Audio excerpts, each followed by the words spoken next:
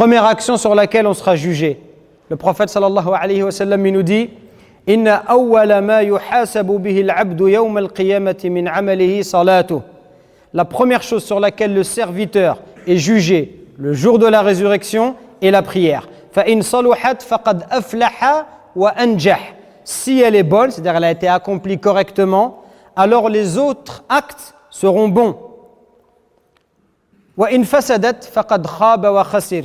Et si elle n'est pas bonne, elle n'a pas été accomplie correctement, alors les autres actes ne seront pas bons également. C'est un hadith authentique. Donc, la prière, parmi les droits d'Allah Azza wa Jalla, c'est la première chose sur laquelle on sera interrogé concernant les droits d'Allah. Allah subhanahu wa ta'ala va nous interroger sur la qualité de notre prière. Et on sait, comme vous l'avez évoqué, c'est le pilier le plus important après les 2 attestations de foi. Et c'est également la seule obligation que le prophète sallallahu alayhi wa sallam a reçue au 7e ciel directement.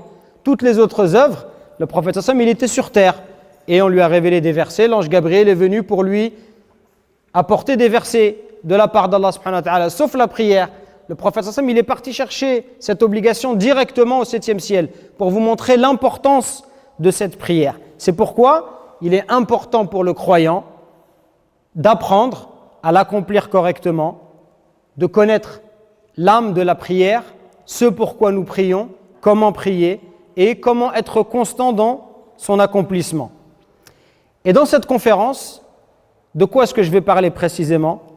Je vais apporter des réponses aux pensées que le diable il peut susurrer à l'oreille du jeune musulman. Ces pensées, ce sont quoi? Ce sont des ruses, telbis. Ce sont des ruses, des fausses excuses. Parfois, c'est ce qu'on appelle des pensées limitantes qui vont empêcher le musulman d'accomplir la prière avec plus de constance et de rigueur. Et donc, je vais prendre des excuses qu'on entend ici et là, que peut-être certains autour de vous parfois évoquent. Quand tu dis à quelqu'un « Pourquoi tu ne fais pas la prière ?» Il y a des excuses comme ça qui reviennent. Par exemple, si je vous demande quelles sont les excuses les plus fréquentes que vous entendez autour de vous ou peut-être même qui vous ont déjà